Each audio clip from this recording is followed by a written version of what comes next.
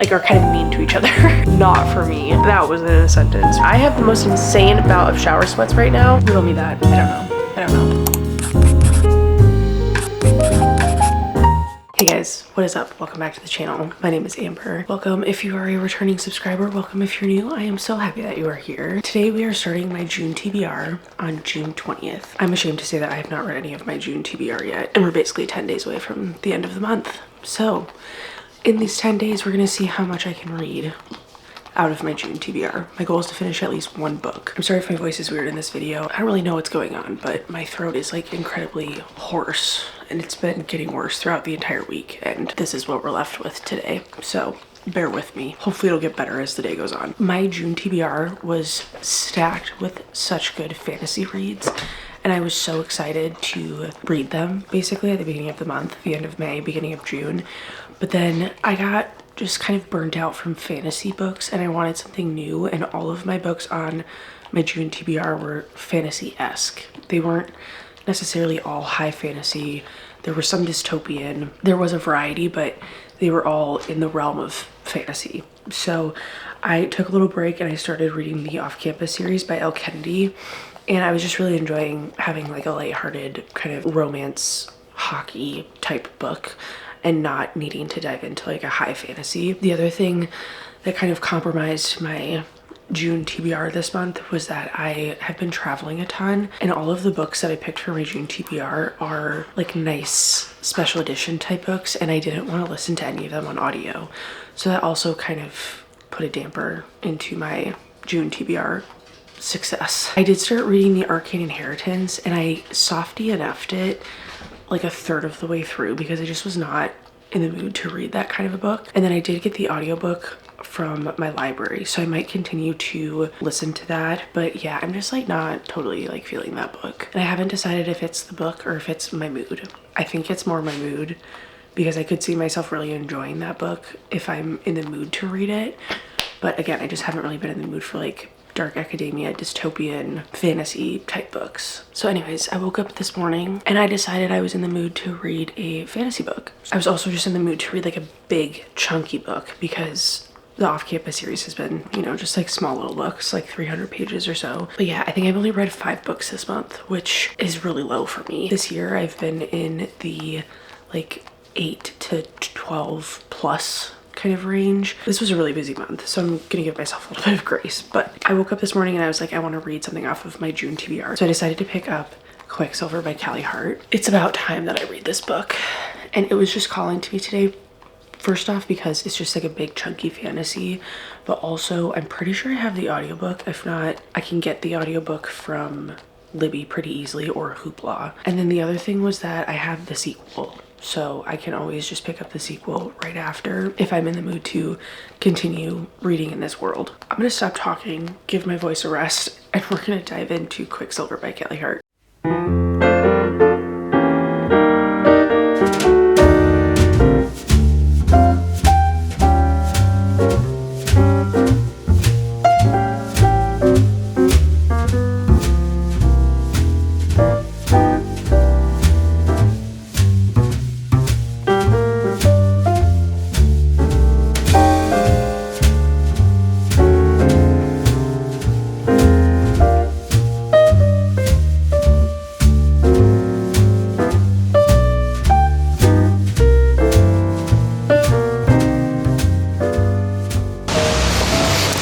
Okay, let's recap the book. We need to get comfy and cozy for this. So essentially, our main character, Ceres, she lives in the most impoverished part of this world that they're in. And I kind of think of it as like, you know, in the second Hunger Games where the trial is like that spoke, like the wheel, and then there's like the spokes in the middle to form like a clock. Well, I kind of think of the town that they're in, at least at the start of the book, like that, because it says that it's like a circle, and then there's like these spokes with these gigantic walls that separate each of the different kind of wards, you could call them. And then on the inside is like the elite, the super powerful queen, you know, rich people type thing. And she lives in the most impoverished area, which is, I believe it's called the Third Ward or something of that nature. So she has spent her entire life just basically trying to survive. So she goes from ward to ward. She is stealing stuff from people. She's trying to get water because water is incredibly scarce. Food is incredibly scarce. She's essentially just trying not to go hungry. She has a brother. Her brother's also basically just doing the best that he can. We start the book off by her stealing something from one of the queen's guards. So she takes something that's very valuable. Her plan is to essentially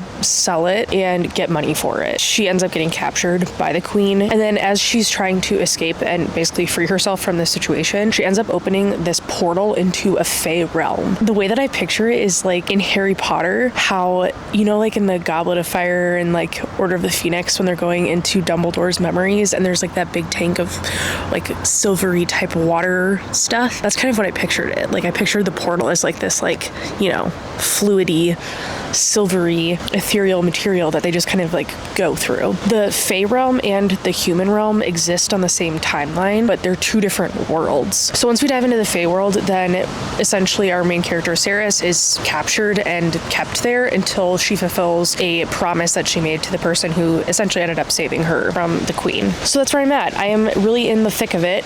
I am loving the romance. I think the romance was done very nicely and it was paced very nicely. We're definitely in an enemies to lovers type situation. The two main characters, the male and female, they don't particularly like each other. And our main male character is kind of like this brooding a-hole, to be honest. Like he's not very nice. He's kind of like standoffish and he just is not like the most likable person. He is kind of arrogant as well. Ceres is just doing her best to kind of fulfill this promise that she made and to try to get back to the human realm, primarily to find her brother. That's the main reason she wants to get back, because when she got captured, the queen said that if she lived, basically, and if they didn't kill her, that she would end up destroying and completely demolishing all of the impoverished areas that was essentially where she lived. So yeah, I've been diving into that. Again, I'm really liking the romance. I'm liking the connections that we're seeing with the different characters. I feel like as this series goes on, I don't know how many books are planned on this series. Obviously, I know there's one more, Brimstone, that came out last year, but I could definitely see the series having lots of different parts and components to it with different characters. Like side characters in here, like in the first book, I could totally see having their own kind of plots and storylines and potentially even like novellas and stuff moving forward. So I'm extremely curious to see where that goes. It's like you could create like a Sarah J. Maas like universe, which I'm just really enjoying. So I'm going to read a little bit out here. I don't know if I'll finish this book today, but we're just going to see how far we get. I also have the audiobook that I got from my library, so if I need to pause, go for a walk, you know, do something like that, I can always pick up with the audiobook. We have finished Quicksilver. I honestly was not expecting to finish this today, but I am so happy that I did. So basically, since I updated you guys last, I was outside reading my book. Then I came inside, continued to read my book, and then I obviously am not feeling the best today. I have a pretty nasty, I don't even know what this is. Hopefully not a sinus infection, but I'm just like not feeling great. So I laid down on the couch for a little bit, but I didn't want to stop reading my book, but I didn't want to like physically read it. You know, like when you're just like not feeling good and you don't want to hold up a book to read, all that stuff, whatever, it doesn't matter. I turned on the audiobook. I was putzing around on my iPad doing like little, you know, coloring, puzzles, games, whatever. And next thing I knew, like 2 hours had passed. And I was 85% of the way through the book. And then I had to make dinner and like meal prep some for my work week. And I just kept listening to the audiobook. And next thing I knew, I had like 9 pages left. And I was like, what? What? Okay, so here are my thoughts on the book. I guess I did not know anything about this book besides the fact that she opened a portal to a Fey realm before I started reading this book. And now that I like went back and looked at the synopsis literally gives nothing away about the ending of this book. Very early on in the book, you find out that there are vampires in this realm, essentially. So the Fae and the vampires are at war with one another, and essentially our main character Ceres has been brought in to help fulfill some part of a plan to try to help the Fae overthrow the vampires and protect people. I was not expecting the vampires to like be such a prominent part of the book. I guess I didn't even really realize that there were vampires in this book. I'm sure if you've heard about this book at all, you've heard that there are vampires in it, but for some reason I didn't. I just like missed that part of the book, I guess. But I was pleasantly surprised with where this went. I feel like the ending was wrapped up super nicely, but also left me really wanting to pick up the next book immediately. And I don't always feel that way with big chunky books, especially fantasy books. A lot of the times I feel like I just need to like sit with my thoughts and kind of like marinate before I jump right into the next book. But I really feel like in this one, I want to jump right into the next book. I don't want to take a break. I don't want to switch up genres. I just want to like go right in and read Brimstone, which I actually can't because I have to listen to the audiobook of Kingfisher's POV before I do that. It's like highly recommended that you do that. I guess you don't have to, but it's highly recommended that you do. So I'm gonna listen to that. It's only like 2.5 hours long, and I usually listen to all my books at like 1.5 to 2.5x speed. So I will likely finish that either today or tomorrow. That is not a book on my June TBR. And neither is Brimstone. So I don't know exactly where the June TBR is going to go. But it's not gonna go to the finish line. Let's just put it that way. Pros of the book, I really liked the writing style. I felt like it was very easily digestible. There's so many times where in fantasy books, I feel like stuff just gets too complicated, and I don't like having to go back and reread something like 5 times to actually understand it. I felt like the characters were introduced at a really good pace. I felt like the worlds were introduced at a really good pace and the realms were introduced at a good pace, even though everything had like a weird name that there is a glossary and a pronunciation for. I felt like because of the pace that they were introduced at, it was very easy to understand. I really liked the romance. I felt like we had a decent ish slow burn. I wouldn't say that this was really a slow burn. It wasn't as slow burny as I think I probably would have liked, but I like a slow burn. like Shield of Sparrows, I think is like a great example of like a slow burn that I really liked. So I really liked our main male character and I really liked our main female character. I liked kind of the broody, arrogant, you know, sassy guy, but also the really strong and unafraid female main character. I like it when our female main character and our male main character like are kind of mean to each other. Like I like it when they like go back and forth and they have good banter, and they're, you know, it's not even necessarily like banter that's like flirty. I mean, sometimes it was, but it was like they actually were kind of mean to each other in the sense that they didn't care about hurting each other's feelings, and they didn't care about saying something that potentially would offend the other person, and just being really brutally honest, which I really like that, especially in fantasy books. I really like that. There was a big twist at the end that I did not see coming. In terms of the antagonist, I did not see that coming at all. I was just not anticipating that. It wasn't even like on my radar that the twist could have happened like that. So yeah, overall I just really enjoyed this book. And I don't know what my rating is right now, but I think I'm leaning towards a 4.5. But I don't know, I'm really gonna have to sit on that because I could see myself bumping this up to a 5-star read if I continually am like thinking about it and kind of going back and like remembering stuff fondly about it.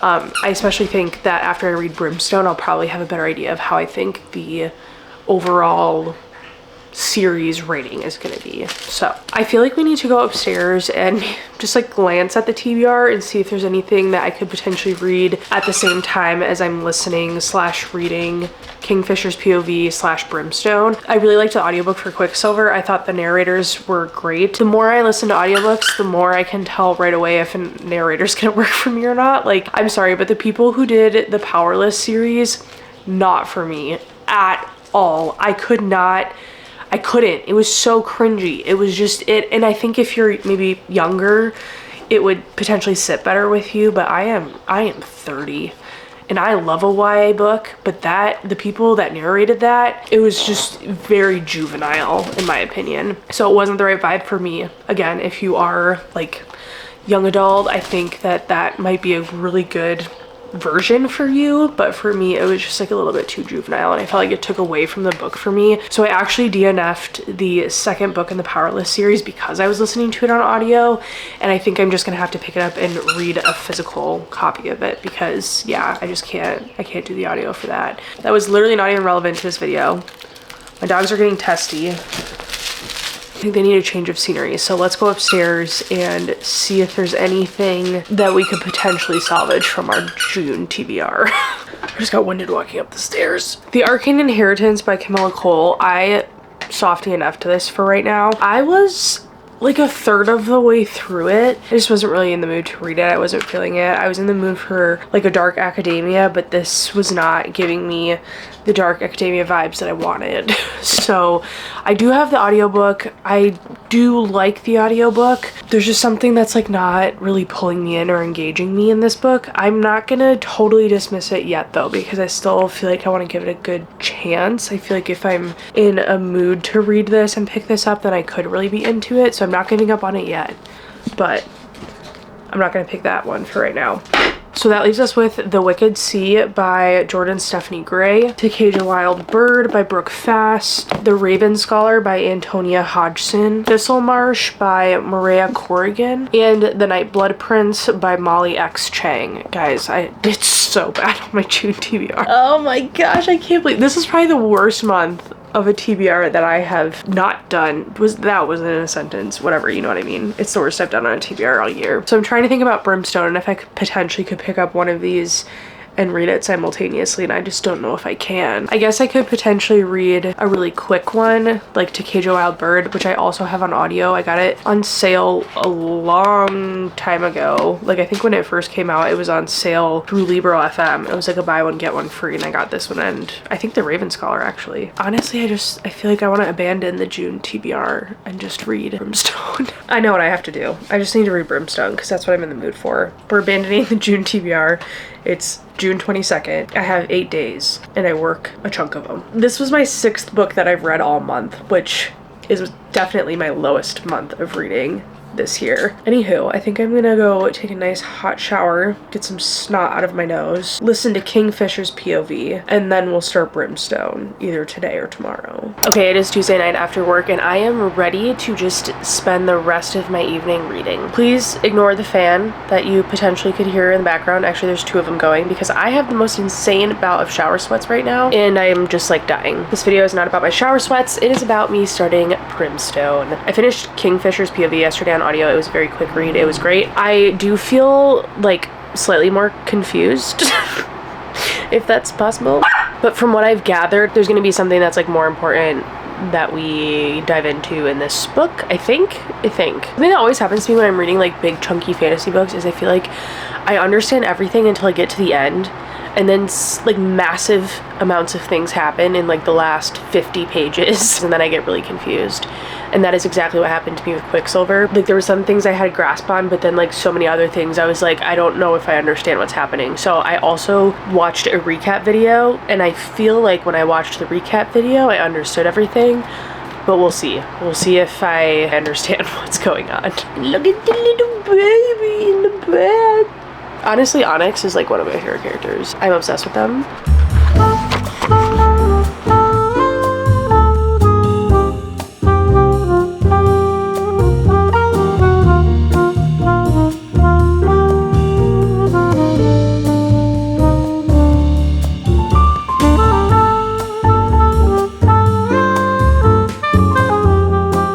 A couple days later, I have been working my way through Brimstone slowly but surely. It is the weekend though, so I'm hoping I can chug through a decent amount of this book, if not hopefully finish it. I am on chapter 14 right now, and honestly I can say that I'm thoroughly enjoying this book. I am not a huge fan of sequels generally. Like I like reading the series and kind of seeing where it goes, but usually the second book I find really boring. But this one I'm actually feeling like it's pretty good. I am enjoying the pacing of it. I think that the character development is really good, so we're just gonna keep reading this book. I am gonna watch the World Cup while I read, and we're just gonna chug through a decent chunk of this book tonight. I'm watching the Colombia and Portugal game, currently 3 minutes in, it's 0-0. I'm really rooting for Portugal. I kind of want Argentina and Portugal to end up in the final, and then I want Argentina to win, mostly because it's Messi's last World Cup, at least most likely. So I'm rooting for him.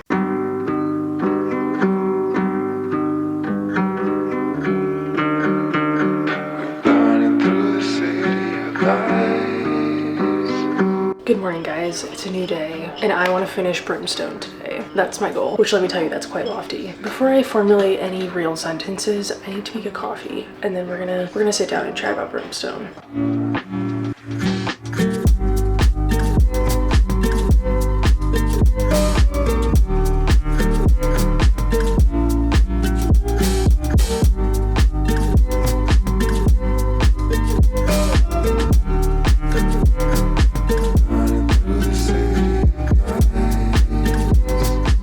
like I always drink hot coffee in the summer and iced coffee in the winter. Riddle me that. I don't know. We're gonna chat about Brimstone finally. I have been reading it a mixture of all three platforms of audio, Kindle, and physical. I just don't know. I was really into the book in the first like third of it.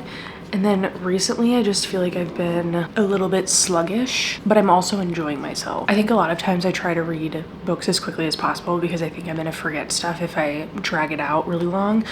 But I've been reading this book for a week and a half, I think. 2 weeks maybe? No, a week and a half. And that's really long for me. Like typically when that happens, I'm like, okay, I need to finish this up. I need to like move on. And I do feel like that, but I'm also enjoying myself, if that makes sense. I feel like I'm still retaining everything really well. I'm remembering a lot of the plot, which I am not the best at. I'm not always the best at like connecting little dots in the plot and stuff like that, but I feel like I'm doing an okay job of that right now. So, oh, also I got a haircut since the last time I saw you. This book definitely shies away from romance. It is not romance heavy at all. It is definitely plot, it's definitely character development, and I could see where some people wouldn't really like that, but honestly I've really been enjoying books that are more plot and character driven lately than like romance, especially when it's fantasy. I find myself getting kind of annoyed if I'm reading a fantasy book and the plot is not plotty enough.